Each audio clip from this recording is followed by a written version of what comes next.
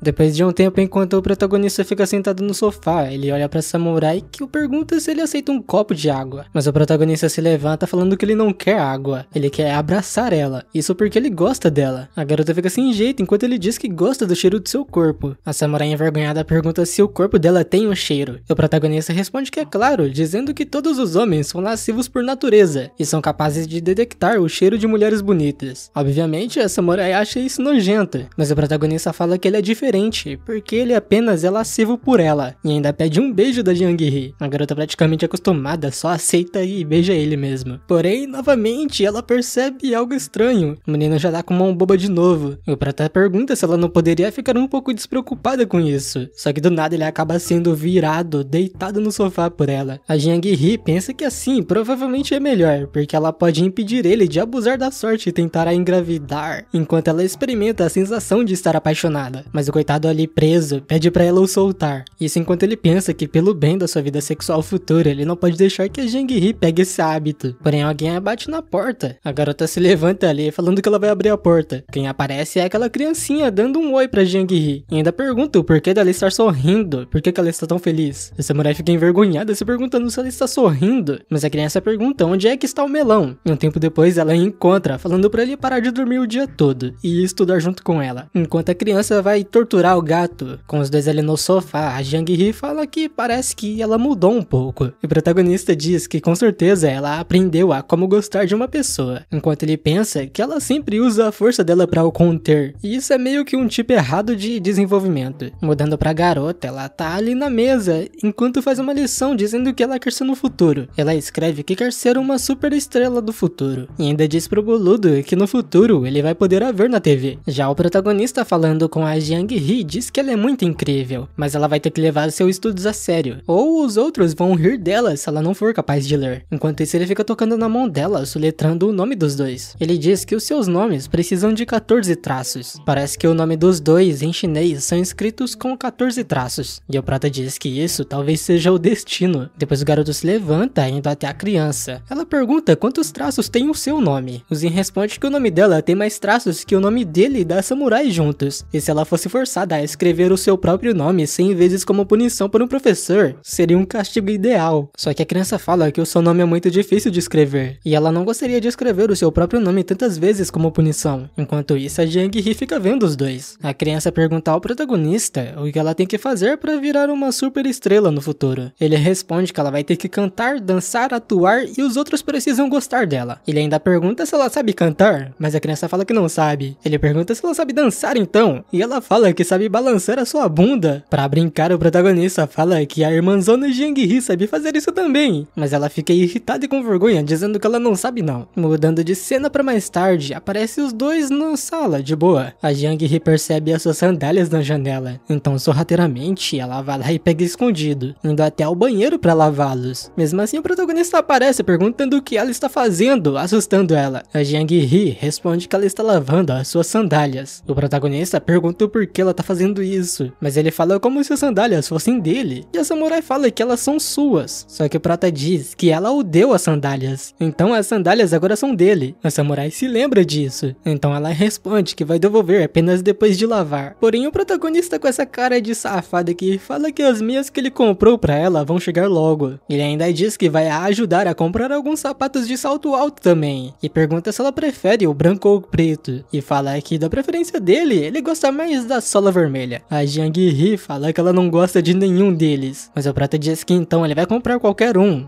par do preto e um par do branco. A samurai começa a ficar irritada, na verdade bem envergonhada, enquanto ela pensa que o protagonista não está satisfeito com um par de calçados, e na verdade ele está tramando conseguir novos. Mudando de cena pro segundo mês da primavera, os dois aparecem fora de casa pescando. Na verdade só a Jiang-hee tá pescando, e já o protagonista tá ali treinando. Porém a samurai fala pra ele falar mais baixo, porque tá espantando os peixes. E o garoto responde que ele está quase terminando de praticar. Enquanto isso, ele pensa que não faz ideia de como a guerreira aprendeu a ir até ali pra pescar. Até porque isso fez com que ele tivesse que praticar suas artes marciais ao ar livre também. A garota até disse que isso economizaria dinheiro, mas enquanto treina, ele pensa que sente que esse seu punho é capaz de socar um touro até a morte. Mas ele sabe que ainda não é o suficiente pra domar a selvagem Jiang-hee. Já a samurai tá ali falando que ela pegou outro peixe peixe. Toda animada, ela diz que eles podem fazer sopa de peixe pro almoço. E na volta de casa, o prata pensa que é meio-dia e ele está um pouco com sede, enquanto a samurai fica ali falando sopa de peixe, sopa de peixe. Então o prata pergunta pra ela se ela aceita uma coca, isso porque tem uma máquina de refrigerantes do seu lado. O protagonista fala que essa é uma máquina de vendas automática, mas na verdade um humano está pegando escondido nela. Ele mente dizendo que esse humano escondido vai entregar a bebida dela, empurrando ela e deixando cair ali embaixo. Mas a samurai parece não cair nessa. Ela o pergunta se ele também queria dizer que o caixa eletrônico na verdade tem alguém escondido dentro, e que a pessoa conta e entrega o dinheiro. Ele tentando manter a sua mentira, pergunta se ela sabe disso também, mas a garota obviamente não acreditando nisso. Ela pensa que o Shoking ainda é capaz de tentar a enganar a essa altura. Do nada, por algum motivo, ela pensa que ela poderia não fazer nada e apenas ficar em casa e dar à luz aos filhos dele. O protagonista aperta na máquina escolhendo a Coca-Cola e faz o pagamento usando seu celular. A samurai o pergunta se eles tivessem uma dessas, se o dinheiro que eles colocassem dentro não viria para os seus próprios bolsos, e eles na verdade não teriam que gastar um único centavo. Mas o prata fala que isso não seria muito bom, porque ela teria o mesmo gasto com as bebidas. A samurai então entende e diz que ela não quer mais ter uma. O protagonista comprou a Coca-Cola, porém ela não caiu direito. Os dois ali ficam com essa cara de bestas. Ele fica se perguntando por que ela foi ficar presa, e começa a tentar balançar a máquina. Porém ele diz que não consegue fazer cair. Porém ele fala que tá tudo bem, porque se ele comprar mais uma, a lata que ele comprar deve derrubar essa. Porém a samurai pergunta o que ele faz se ela ficar presa também. O garoto fala que eles não teriam como ter tanto azar, e depois deles fazerem o pagamento de novo, a lata fica presa também. O prata fala que o que acabou de acontecer agora foi uma rara ocorrência. A segunda também ficou presa. A samurai fica com cara de tonta de novo, enquanto o protagonista começa a ficar bem irritado. Ele tenta apertar pra Coca descer, mas como ele não pagou de novo, ela não vai descer. Todo irritado, ele fala que não consegue acreditar nisso. Parece que ele faz outro pagamento, mas a terceira também fica presa. A samurai começa a falar pra ele parar com isso, porque eles já investiram 750 yuans nisso. Só que mais irritado ainda, o protagonista fala pra ela assistir ele destruindo essa máquina estúpida. Porém a garota olha para os lados e ela mesma dá um chutão na máquina. As cocas descem, só que o protagonista manda ela correr junto com ele. E já em outro lugar, a samurai fala pra ele não se preocupar com nada, porque ela checou e não tinha ninguém em volta. O protagonista pergunta se ela aprendeu a checar se tinha câmeras em volta antes fazendo algum tipo de coisa errada. Mas a samurai fala que ela já sabia disso há muito tempo e manda ele parar de a tratar como uma idiota. E voltando a andar, a samurai fala que ela imagina como vão ser os próximos 1000 anos. Talvez eles se tornem colonizadores interestelares. E se chegarem a alguns milhares de anos depois, poderia não ter muitas pessoas sobrando na Terra. Que o prata fala que teriam apenas um monte de robôs andando por aí. E a samurai teria uma batalha épica com eles, eventualmente sucumbindo à exaustão. Do nada ele dá um sorriso, falando pra ela que quando a samurai estiver totalmente adaptada a esse mundo, e eles conseguirem a carteira de identidade dela, eles podem pegar um avião, ou talvez um barco. Eles poderão ver o oceano de verdade e os peixes enormes nele. A Jiang-Hee pergunta se existem peixes enormes, e se isso não significa que eles podem comer eles por um longo tempo. O protagonista começa a rir dela, perguntando se tudo o que ela pensa em comer, dizendo que durante todo esse tempo ela acabou ganhando cerca de 5 quilos, e mesmo assim ela ainda pensa em comer. Mas a samurai fica irritada e fala que ela não tá gorda, e mudando de cena, com a samurai na cozinha, ela fala que a comida tá cheirando muito bem. O protagonista concorda com ela. A samurai pergunta ao protagonista se eles deveriam pegar os 2 peixes pra presentear a mãe dele. Porém o protagonista fala que dar alguns 2 peixes pequenos é equivalente a não dar nada, e diz que eles deviam mesmo levar o melão pra comer, digo, virar comida. Coitado do boludo, solta um miado ali com medo. Mudando de cena com o protagonista no sofá mexendo no seu notebook. A Jiang-Hee se aproxima dela dizendo que trocou todos os materiais que venham guardando as mesas por moedas de ouro. Ela o pergunta como que ela vende isso. O protagonista olha o caderninho na mão dela e pergunta se é realmente uma quantidade tão grande. Ele vai até o computador falando pra ela esperar só um pouquinho, porque ele encontrará um canal para ela. Olhando no computador, ele pensa que isso realmente é inspirador. Uma pessoa da dinastia Tiang ganhando a sua primeira grande quantia de dinheiro na era moderna depois de grindar por meses em um computador. Ué, parece que na verdade é algo envolvido com o jogo, não entendi não. A samurai olhando o seu caderninho, diz que ela ouviu outras pessoas dizendo que o preço atual do ouro é muito mais caro do que antes. Ela calculou e se fosse vender tudo, ela poderia pagar sua dívida totalmente à vista. Isso enquanto ela pensa que a bondade deve ser retribuída. Ela não vai desperdiçar reforçar as palavras de sua segunda senhorita, mas a protagonista fala que ela não vai só poder o pagar integralmente, no caso à vista. Ele diz que ainda vai sobrar uma quantia substancial para ela. A garota poderá comprar roupas novas e sapatos novos, mas ele se lembra de que ela não vai precisar comprar sapatos porque ele já comprou para ela. Um tempo depois ele a chama para perto dele, dizendo que conseguiu encontrar um comprador para Samurai, e diz que vai a ensinar como fazer o negócio. Depois de a ensinar, ele fica olhando para ela, enquanto volta ao sofá para mexer no seu notebook. Só que do nada, a Samurai para de fazer o seu trabalho ali, olhando ao protagonista e perguntando se ele poderia dar um beijo. E o prota, todo perdido, fica pensando: o quê? No seu pensamento, ele se pergunta se a guerreira quer isso como elogio ou para celebrar, ou talvez ela esteja finalmente ganhando a sua liberdade. Mas tanto faz, ele apenas aceita e vai até ela, pensando que um beijo ainda é um beijo. Porém, enquanto a beija, ele percebe que dessa vez ela não está o prendendo. Na verdade, quando ele olha para baixo, percebe que ela está tocando no corpo dele. O prata pergunta o que ela está fazendo. A Samurai responde que está apenas copiando o que ele faz com ela. O prata pensa que ela é uma garota estranha, se perguntando o que tem de bom em tocar o peito de um homem. E até a Samurai pensa que não parece tão legal fazer isso. E se pergunta o porquê o protagonista gosta tanto de fazer isso com ela. Mas em voz alta, a Jang Hee fala que ela ainda quer agradecer a ele o suficiente. O prota a pergunta como que ela quer agradecer ele. A Samurai fala que no começo ela apontou a sua espada a ele, porque ela suspeitava que o protagonista estava tentando a enganar ou a envenenar, mas na realidade ele estava apenas tentando a ajudar e ensinar a ela como viver nessa vida. O prota sorri pra ela, dizendo que a culpa é de sua beleza. A Samurai fica meio emburrada, se perguntando no seu pensamento como que pode existir uma pessoa dessa, e se o protagonista não poderia apenas ser mais raso e fingir ser honrado pelo menos uma vez. O protagonista diz que foi por causa da beleza dela, porque se quem tivesse escondido no canto fosse na verdade o mestre dela com a barba grossa, ele teria imediatamente chamado a polícia para prendê-lo. Portanto, ter uma boa aparência é um tipo de sorte. A Samurai até concorda com o protagonista, dizendo que isso é verdade, porque se ele tivesse sobrancelhas grossas e olhos suspeitos, ela teria o golpeado quando ele derrubou a lata de coca. A Samurai dá um sorriso, dizendo que os dois são bem sortudos, mas ela ainda deseja o agradecer. O protagonista sorri também para ela, pedindo para Samurai sorrir mais vezes no futuro, porque ela fica linda assim. O tempo se passa e os dois ficam no sofá. A Jang Hee deitada ali diz que uma vez que ela vender tudo, ela vai poder usar o dinheiro para pagar a ele a televisão que ela quebrou, e também poderá dar um dinheiro extra que poderá ser mantido como fundo de emergência. Porém, o protagonista fala para ela fazer como fundo de emergência o seu dinheiro completo, enquanto pensa que a guerreira é muito séria e ele deveria brincar um pouco com ela. Com isso, o safado toca no pé dela, do nada começando a tirar sua meia. A Jang Hee fica assustada ali, perguntando por que ele está fazendo isso. O protagonista fala que ele só queria tocar um pouco. Ele pega o pé dela de volta, dizendo que os seus pés são bem diferentes de suas mãos, porque neles não tem nenhum calos. E enquanto toca no pé dela, ele pensa que a pele é tão macia ao toque. Porém, ele tenta acordar pra vida ali pra não fazer uma besteira, enquanto pensa que ele não pode fazer nada com ela e ele precisa parar de tocar. Caso contrário, ele vai realmente virar um pervertido. Ele pensa que vai encontrar alguma coisa pra voltar a sua atenção, e por algum motivo ele tira a outra meia do pé dela. A Samurai fica confusa com isso. O protagonista vai até o banheiro e ela vai atrás, perguntando o porquê ele tirou essas duas meias. O garoto responde que ele está lavando as meias dela, já que ele não tem nada pra fazer. A Samurai fala que ela mesma pode lavar elas. Só que o prota fala que ele já disse que estará ao dispor dela sempre que ela precisar, porque é perfeitamente razoável pra ele que faça coisas assim pra ela. Além disso, o sabão é prejudicial às mãos dela. Porém, tá tudo bem pra um homem como ele. O prota fala que ela deveria cuidar mais das suas mãos. A Samurai fica meio confusa com isso. Só que o Zin fala que ele é o namorado dela. Então ele pede pra ela o deixar fazer isso. E só de ouvir o "eu sou seu namorado", a Jang Hee fica toda ali sem jeito. Mas mudando de cena, já pra outro dia, aparentemente, o protagonista atende o seu pai e sua mãe na porta, perguntando a eles o porquê eles estão ali tão cedo. O Zin fala aos seus pais que eles podem sentar um pouco, enquanto diz que a Jang Hee ainda está cozinhando. Porém, ele vê que sua mãe trouxe alguma coisa e ele diz que ela não precisava trazer nada, enquanto diz que ela é muito gentil. Só que a mãe dele pergunta quem disse que é pra ele, falando que trouxe foi pra Jang Hee. O protagonista então chama pela Samurai, dizendo que seus pais estão em casa, e diz que a sua mãe trouxe um presente pra ela. A Jang Hee vai até a sala perguntando o que exatamente ele disse, e o prota com uma caixa na mão fala que esse é um presente de sua mãe para ela. Isso são cremes pras mãos. A véia ali pergunta pra Samurai como que ela está. A garota responde que está bem sim, enquanto agradece pelo presente. Um tempo depois já tá com a comida na mesa mesa. A mãe do protagonista fica surpresa com a habilidade dela na cozinha, enquanto fala que esses pratos são bem mais gostosos do que os que ela faz. O prota concorda com sua mãe, dizendo que o talento da Jiang Hee é real. E enquanto a samurai fica escutando todos os elogios, o protagonista pensa que a guerreira abandonou a espada pela concha e está aprendendo muito bem. Um tempo depois, de novo, eles já terminam de comer e o protagonista está arrumando a mesa. Mas enquanto isso, a samurai tá ali olhando o protagonista. Ela diz que ele não precisa fazer nada e só sentar, enquanto ela lava as louças. E manda ele acompanhar o tio e a tia. Só que o protagonista fala que tá tudo bem, ele vai lavar a louça pra ela. Enquanto diz que fazer isso seria muito ruim para as mãos dela. A sua mãe provavelmente viu os calos na mão dela antes. E foi por isso que a sua mãe a presenteou com cremes para as mãos. Ele fala pra samurai usar aqueles cremes e não ser relutante com isso. Mas a garota confusa pergunta o porquê ela precisaria tomar cuidado com suas mãos. E se não seriam apenas as espadas que precisam de um cuidado intensivo. O garoto fala que não, no tempo moderno as espadas não precisam de cuidado. Ele diz que a samurai seria a única que precisa disso. E ele ainda fala que por agora ela deveria na verdade vender a sua espada. Enquanto diz que se no futuro ela quiser praticar, ele vai comprar uma nova pra ela um outro dia. E escutando tudo isso, até ela começar a ficar envergonhada enquanto pensa que deixar as suas mãos suaves como alguém da realeza vai ser para deixar o protagonista brincar com elas. A mãe e o pai do protagonista ainda estão na casa deles. A mãe do prota fala que antes ela pensou que eles estavam vivendo em um estilo de vida simples. Porém, olhando toda essa casa arrumada, ela diz que parece que eles estão vivendo muito bem, porque tá tudo limpo e arrumado. Ela ainda fala que acha que eles são bem compatíveis, e que o pai do protagonista deveria dar essa casa para o Zin quando chegar a hora. Só que o velho fala que ele vai esperar o prota arrumar um emprego primeiro, e depois disso aparece o protagonista junto com a Jiang Hee, enquanto o velho se levanta dizendo ao protagonista que eles têm que ir para o seu quarto, porque os dois precisam discutir algo bem sério. O protagonista então pergunta para Jiang Hee se ela poderia acompanhar a sua mãe por um tempo, e a garota aceita. Depois de se sentar ao lado da mãe do protagonista, a mãe dele pergunta a Jiang Hee o que o prota faz o dia todo em casa. A samurai responde que ele faz basicamente vídeos. Ele meio que corta partes e faz uma edição para juntar tudo de volta. A velha se lembra do que o House falou e se pergunta se era sobre isso que ele estava falando. Só que a mãe do prota pergunta a samurai o que ele faz além desses vídeos. Com isso, a samurai pensa que o protagonista uma vez a disse que eles precisam manter as suas artes marciais, no caso o treinamento em segredo, porque senão a mãe e o pai do protagonista vai acabar pensando que os dois são mentalmente dodóis. Então do nada, por isso ela fala que o protagonista usa o computador para olhar o cassino. Isso faz a véia ficar em choque, até porque cassino na China não é muito bem visto. Mas a samurai rapidamente corrige, dizendo que na verdade é chamado de mercado de ações. Ela fala, ah sim, é mercado de ações, lembrei. Isso coloca um alívio no coração da velha, dizendo que a samurai a assustou. Mesmo assim ela fala que chamar de cassino também não é muito errado. A mãe do prota pega na mão da Jiang Hee, falando que ela tem que cuidar do seu filho, e não deixar ele jogar muito dinheiro nisso. Mas a Jiang Hee fica confusa, perguntando por quê, já que o prota tem ganhado bastante dinheiro com isso. A mãe do Zin fala que isso flutua muito, e o garoto poderia acabar perdendo muito em um dia. Em resumo, ela não pode deixar ele por muito dinheiro nisso. Ela tem que o manter sob controle. A samurai então fica animada dizendo que ela vai fazer o seu melhor para supervisionar ele. A véia fica confusa com ela usar a palavra supervisionar, mas diz que isso também funciona. Porém, no seu pensamento, ela se pergunta o porquê isso soa tão estranho. Mudando a cena para o quarto do protagonista, o velho vê que a cama tá toda arrumada, mas ele pergunta ao seu filho por que os dois não ficam no mesmo quarto. O garoto responde que, como ele disse antes, os dois não dormem no mesmo quarto. A samurai fica no quarto de hóspedes do outro lado do corredor, mas o velho tá ali pensando que um homem e uma mulher, quando compatíveis, ficam juntos. Eles comem e vivem sobre o mesmo teto, mas dormem em quartos separados. Porém, ele se pergunta como que nada aconteceu entre eles. E se isso for verdade mesmo, quem acreditaria nisso? Então ele fica assustado e pergunta ao protagonista se os dois brigaram. Só que o garoto fala que ele já disse que nada aconteceu entre os dois. Nem nada de bom e nem nada de ruim. Isso até que convence o seu pai, que tirou seus óculos dizendo que a mãe do protagonista estava dizendo há pouco que se os dois se casassem, ele deveria dar essa casa para o prota. Obviamente, o garoto aprova essa ideia dizendo que isso é ótimo, e eles deveriam fazer isso agora, e pergunta quando que eles assinam os papéis. Mas o velho fala que ele rejeitou essa ideia. O velho pergunta ao seu filho se ele não poderia ser mais como o Haozi, no caso não ficar em casa o dia todo e fazer essas coisas irrealistas. Se ele poderia ser mais como o Li Gaobo e abrir a sua própria loja. Ele disse que se o protagonista fosse fazer isso, ele poderia ajudar a pagar as contas um pouco. Por Porém, chama seu pai, dizendo que os tempos mudaram. E é verdade que ele tem mais experiências do que o protagonista na vida. Mas ele pergunta ao seu pai se ele já pensou que cada era é única. E a definição de felicidade é diferente de pessoa para pessoa. Ele diz que a felicidade pode não ser simplesmente ter comida para comer, ou ficar aquecido e ter um trabalho para ir. Ele sabe que o uploader de vídeo não é uma profissão estável, mas ele ainda é jovem. E se esse não for o momento de tentar, então quando seria? Quando ele se aposentasse? Ou quando ele se tornar um velho e tentar se adaptar à nova era em um mundo em que os jovens vivem, enquanto segura a sua bengala? Rapaz, errado ele não tá, viu? Acabou com o próprio pai. Depois dessa séria conversa, os dois saem do quarto, e o pai do protagonista chama pela sua esposa, dizendo que eles vão embora agora. Lá fora, a mãe do protagonista tá dizendo que os dois não precisam os acompanhar, eles devem voltar a fazer as suas coisas. Então a prata fala que tá bom e manda os dois tomarem cuidado no caminho de volta. Depois que seus pais vão embora, eles fecham a porta e ficam apenas os dois. Do nada, o protagonista fala com a samurai dizendo que os seus pais estão os instigando a casar. Ela fica surpresa com isso do nada. Porém, o prata diz que a questão da identidade dela não tá resolvida ainda. Então não tem como eles conseguirem uma certidão de casamento por enquanto. A samurai fica mais aliviada enquanto pensa que isso a assustou. Ela ainda não juntou dinheiro suficiente, então não tem como eles se casarem agora. E ainda o protagonista fala que eles não têm uma casa própria. Ele diz que essa casa é alugada por ele e do seu pai. O Zin pensa que antes ele sempre achou que contanto que ele tivesse uma vida livre e confortável, isso seria o bastante. Entretanto, depois que ele encontrou alguém de quem gosta, agora ele pode realmente ter uma vida estável. Ele quer muito isso.